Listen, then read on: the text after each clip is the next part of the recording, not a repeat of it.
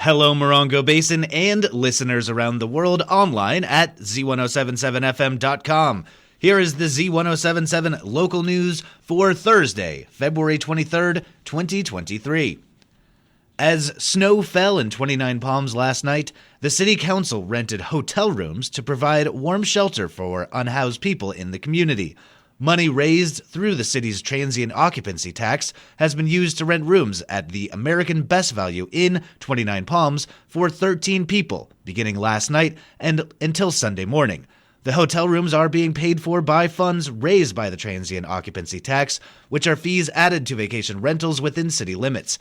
These funds were earmarked by the 29 Palms City Council for general housing, and the council decided to use these funds to provide shelter for unhoused people currently living within city limits.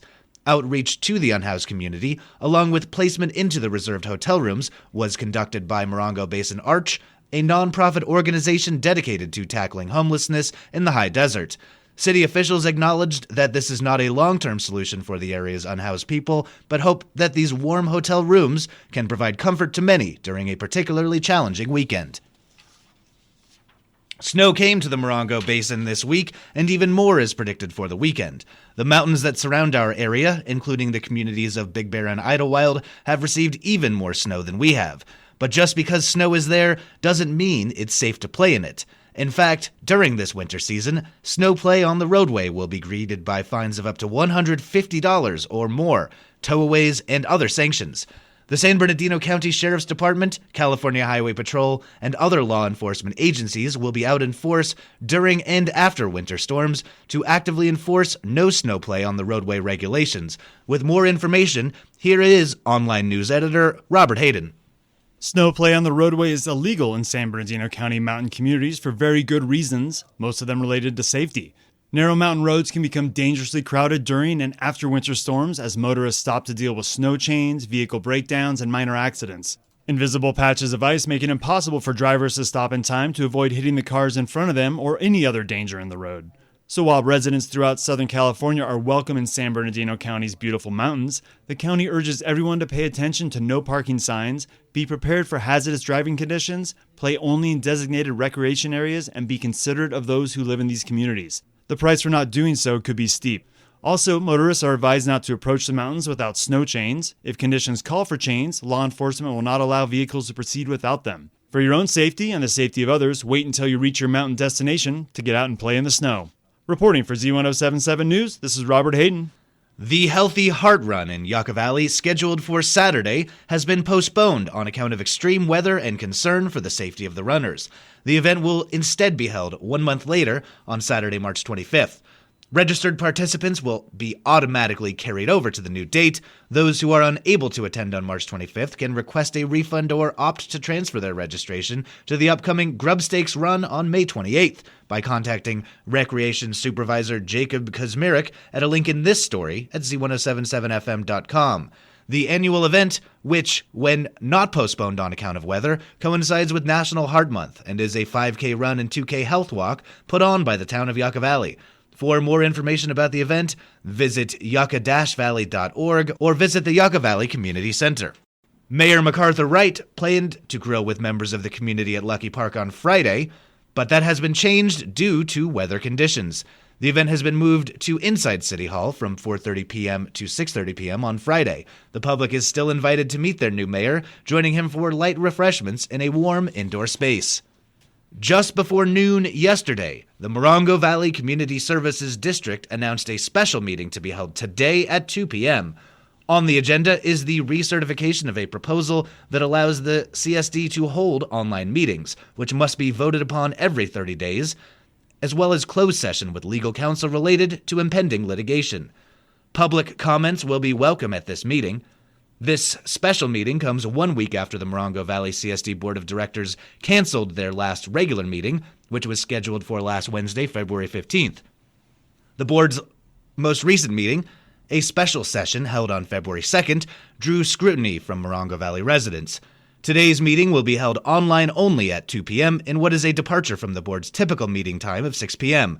To attend this meeting, use a link in this story at Z107.7fm.com.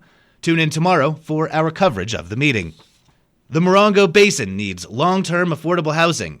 Copper Mountain College, under Melanie Scheel, Vice President of Academic Affairs, and Brian Benton, Program Coordinator, has designed a curriculum to train contractors and promote student job opportunities. The new curriculum includes finished carpentry, plumbing, blueprint reading, hand and power tool usage, common construction materials, invoicing, and scheduling. Hillary Sloan joins us with information about this new program. Scheel and Benton have been working on a program to improve students' lives and help the community meet housing needs. Our mission is to get people employed, said Scheel. We get taxpayer money so that we can make the community better and improve lives. By the time the students have completed the curriculum, they will have a basic understanding of the overall process of building a structure like a home or a garage and the needed skills to start their own business. The new 1-year, 2-semester course will begin in October of this year and will be held at the 29 Palms High School from 4 to 7 Monday through Thursday. For more information about this program, see this story at Z107.7fm.com. For Z107.7, this is reporter Hillary Sloan. The chairman of the San Bernardino County Board of Supervisors and her field rep will be the guests on the Z107.7 Up Close show with Gary Daigneault tomorrow. Supervisor Don Rao and Representative Steve Reyes will talk about the challenges of America's largest county, covering 20,105 square miles with 2.2 million residents. Call in this Friday at 10 a.m. to talk about public safety, health and human services, economic development, housing, recreation, and culture in our county. Copper Mountain College's official literary and arts review, Howl, are now open for submissions for their 2023 anthology. Assignment reporter Gabriel Hart was even published in Howl back in 2017, and today he has the details for those who wish to submit their best work. The Copper Mountain Foundation's Literary and Arts Review, Howl, is accepting submissions of poems, prose, art, and photography until April 7th. All students and community members are encouraged to submit their best work to this high desert literary tradition, founded by CMC Professor Emeritus Greg Gilbert in 1996. Email submissions and any questions to current editor Renee Gurley at rgurley@cmccd.edu. Reporting for Z107.7, this is assignment reporter Gabriel Hart. And finally, in the Southern California Regional Playoffs, the 24th seed Copper Mountain College Fighting Cacti men's basketball team knocked off the 9th seed Cerritos College Falcons in double overtime, 94-91. The Fighting Cacti move on to play number 8, San Diego City College, on Saturday. That's our local news. Hear local news 7 times a day, 7 days a week at 7, 8, 9, noon, 4, 5, and 6.